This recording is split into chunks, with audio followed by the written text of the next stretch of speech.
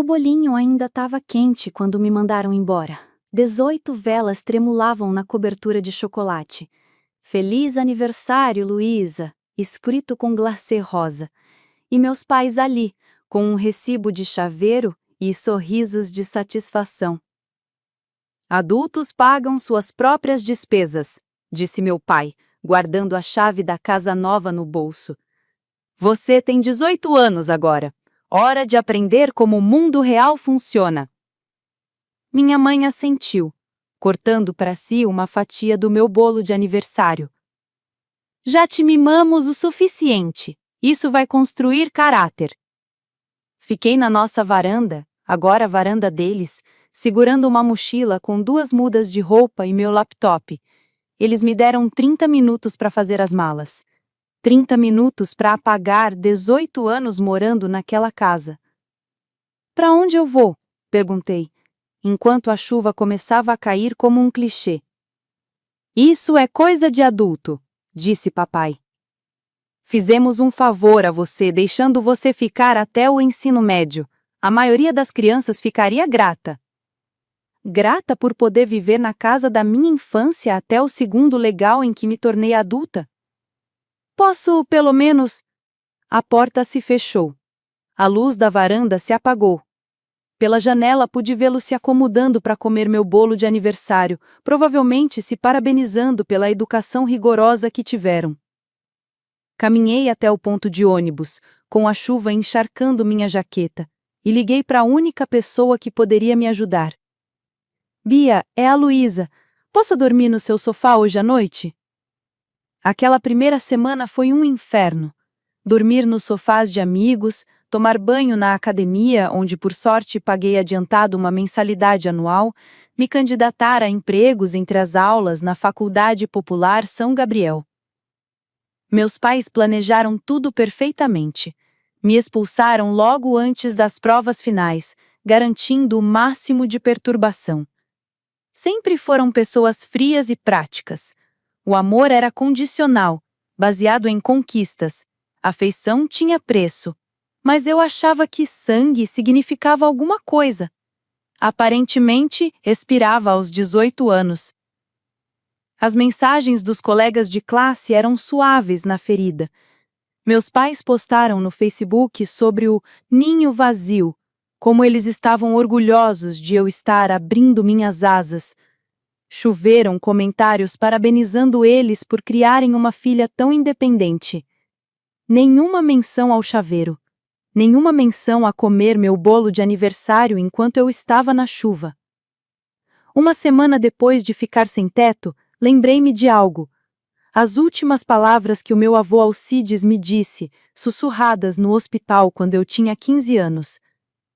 Banco Solidário Nacional, Caixa Postal 447, quando você mais precisar. Eu achei que ele estivesse delirando por causa da medicação. Ele faleceu 2 dias depois, deixando tudo para os meus pais em testamento. A casa, as economias, os investimentos. Eles venderam a casa dele imediatamente. Usem o dinheiro para reformar a cozinha. Mas...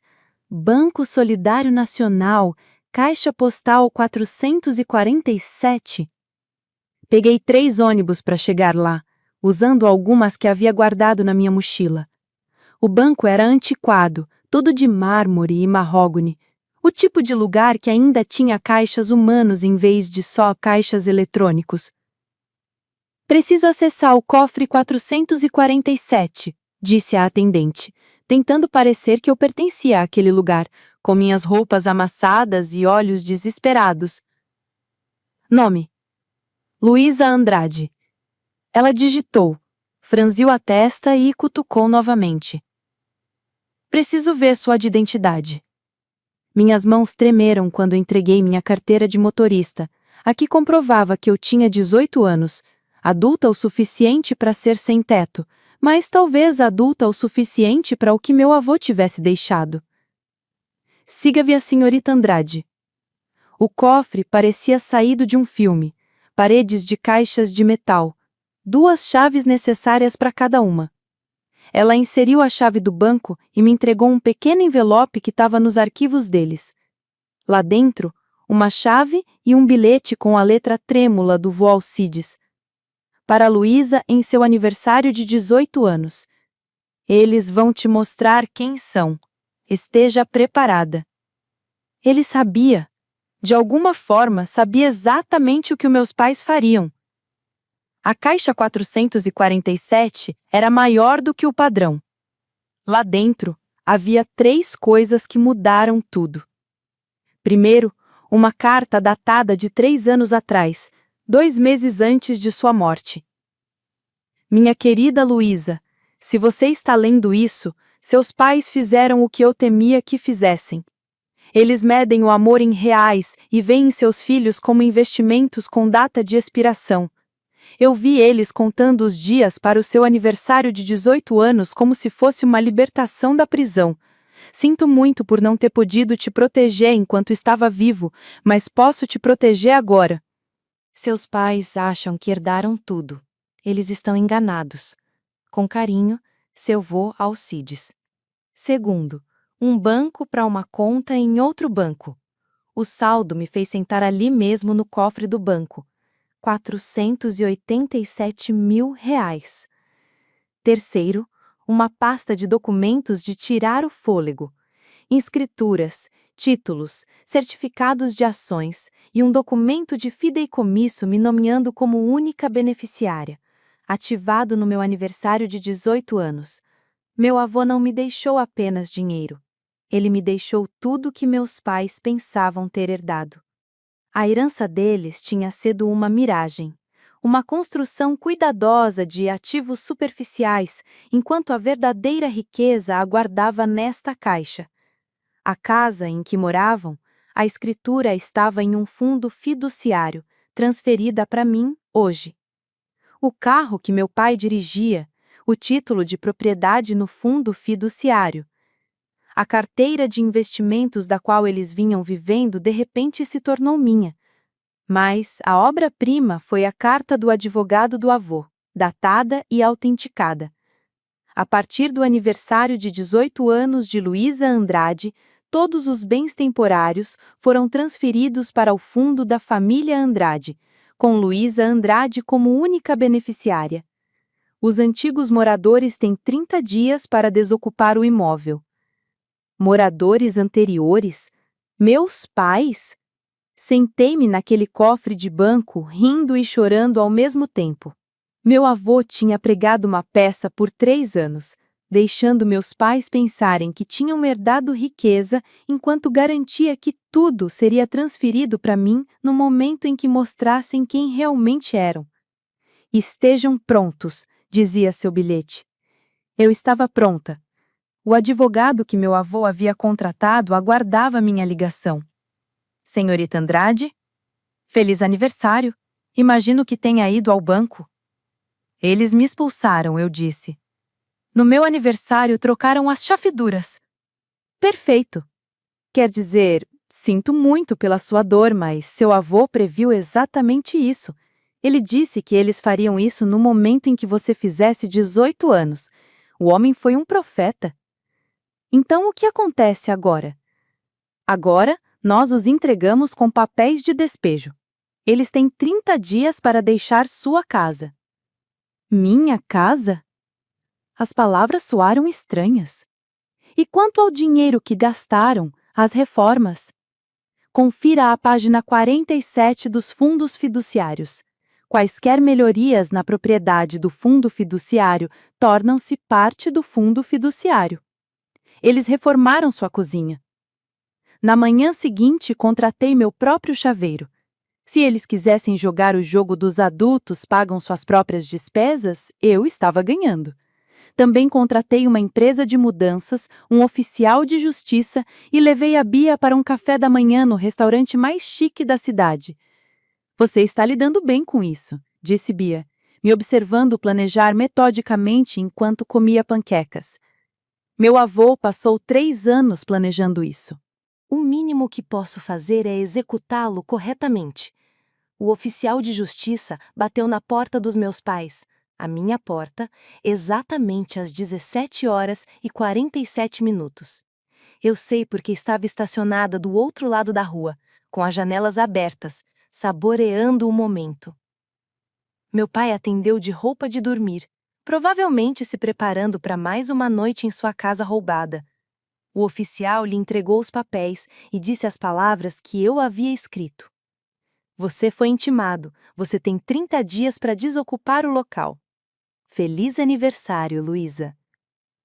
A explosão foi visível da rua. O rosto do meu pai passou da confusão para a raiva e para algo próximo do medo. Minha mãe apareceu, pegou os jornais e os leu, incrédula. Então, eles me viram sentada no carro da Bia, com o vidro aberto, comendo um pedaço de bolo de aniversário que eu mesma comprei. Acenei. Eles atravessaram a rua em disparada, papéis agarrados como armas. "O que é isso?" perguntou papai. "O que você fez?" "Adultos pagam suas próprias despesas", respondi. "Eu estou pagando." "Você não. Portanto, você precisa sair da minha casa." "Da sua casa? Esta é a nossa casa. Moramos aqui há 3 anos." "Eu sei. Morando na casa do vovô Alcides, gastando o dinheiro do vovô Alcides, tudo isso enquanto planejava expulsar a neta do vovô Alcides." Dei mais uma mordida no bolo. "Ele sabia que você planejaria isso. Muito genial, na verdade." Minha mãe estava chorando. Lia lágrimas de verdade. "Louisa, querida, isso tudo é um mal-entendido. Estávamos te ensinando uma lição." "Você me ensinou perfeitamente. Quando alguém te mostra quem é, acredite. Você me mostrou que família não significa nada para você. Então agora você não significa nada para mim, pro fundo ou para a casa em que mora." "Para onde vamos?" ela lamentou. "Isso é coisa de adulto", eu disse, ligando o carro. "Você tem 30 dias." Eu começaria a fazer as malas. O mês seguinte foi um circo. Eles tentaram de tudo. Primeiro advogados, mas os documentos do vovô Alcides eram infalíveis, elaborados pelo melhor advogado de espólio do estado. Todos os desafios fracassaram. Depois, a manipulação emocional. De repente, eu era a filha amada deles novamente. Eles me amavam, sentiam minha falta. Tudo isso foi um erro. Respondi contratando seguranças para impedi-los de se aproximarem de mim na escola. Depois veio a pressão familiar. Tias, tios, primos, todos ligaram para dizer o quão cruel eu estava sendo. Enviei cópias do recibo do chaveiro e as postagens dos meus pais no Facebook sobre o ninho vazio.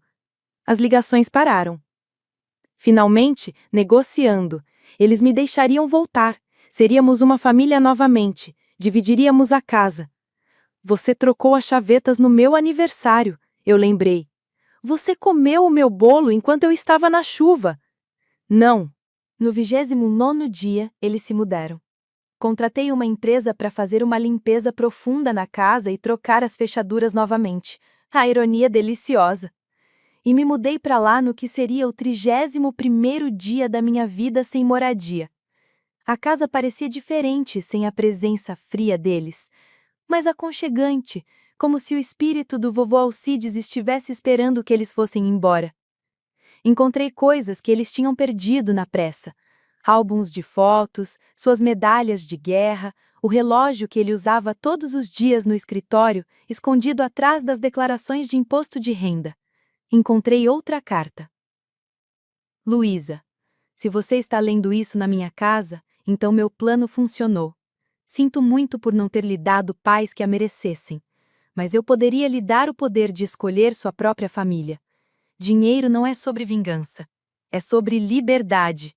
Liberdade para ser gentil sem ser fraco. Liberdade para amar sem condições. Liberdade para se tornar quem você é, não quem eles exigiram. Viva bem. Viva com carinho. A casa lembra o amor. Encha-a com o seu. Vovô Alcides." Chorei então. Não as lágrimas de raiva do abandono ou as lágrimas de choque da descoberta, mas as lágrimas limpas de tristeza por um homem que me amou mais no túmulo do que meus pais em vida. Meus pais encontraram um apartamento do outro lado da cidade. Ambos tiveram que aceitar um segundo emprego para pagar. Aparentemente, eles viviam inteiramente do que pensavam ser sua herança. Minha mãe trabalha no varejo agora. Meu pai entrega compras. Adultos pagando suas próprias despesas. Eles enviaram um cartão de Natal naquele primeiro ano. Eu o doei para o banco de alimentos sem abrir. Uma caridade para aqueles que precisavam mais do que eu precisava do amor condicional deles. Me formei na faculdade com honras. A confiança do vovô Alcides cobrindo tudo. No meu diploma, eu o listei como meu pai. Ele mereceu mais na morte do que em vida. A casa tá cheia agora, não de família de sangue, mas de família escolhida. Bia tem um quarto, Caio, do meu grupo de apoio que foi expulso por ser gay, também tem. E Thalita, cujos pais escolheram a nova família em vez da primeira filha.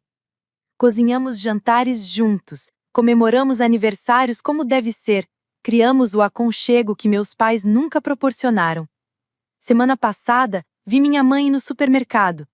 Ela estava abastecendo as prateleiras com uma aparência mais velha e cansada. Ela me viu e começou a se aproximar. Luísa, não uma adulta, afinal. Ela parou, assentiu e voltou ao seu trabalho. Adultos aceitando as consequências. Fiz minhas compras e fui embora, dirigindo para a casa do meu avô. Minha casa, onde bolos de aniversário são compartilhados, não roubados. Onde fechaduras protegem, não punem. Onde o amor não acaba aos 18 anos. Eles estavam certos em uma coisa. Adultos pagam suas próprias contas. Eles só nunca imaginaram que a conta das suas escolhas fosse cobrada. Nunca imaginei que a filha deles teria condições de pagar tudo.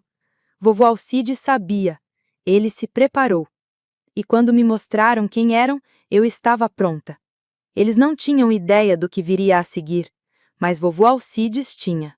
Ele sempre tinha. Este texto nos confronta com a dura realidade de que o amor, em algumas famílias, pode ser condicionado e até mesmo negociado. Luísa é forçada a crescer de repente, enfrentando o abandono e a frieza daqueles que deveriam amá-la incondicionalmente. No entanto, a verdadeira força surge da justiça que seu avô deixou, mostrando que o verdadeiro amor e proteção nem sempre vem daqueles esperados, mas de quem planeja cuidar mesmo após a morte. Essa história nos lembra da importância de reconhecer nosso valor próprio e de construir uma família escolhida, baseada em afeto genuíno e respeito, e não apenas laços sanguíneos. O verdadeiro legado é o poder de transformar a dor em liberdade e reinvenção. A lição mais profunda aqui é que a verdadeira maturidade não está apenas em sobreviver às dificuldades, mas em aprender a se valorizar e a escolher quem merece fazer parte da sua vida. Luísa nos mostra que o amor verdadeiro não é condicionado por ganhos materiais ou manipulações emocionais. Ela nos inspira a lutar por nossos direitos e a não permitir que o passado nos defina ou aprisione. A liberdade vem quando assumimos o controle da nossa história, construindo nossa própria família de apoio e amor, mesmo que isso signifique romper com os laços de sangue. No fim, o que realmente importa é a coragem de ser fiel a si mesmo e transformar a dor em crescimento. Agora me diz, até que ponto o amor familiar pode ser condicionado a expectativas financeiras e conquistas?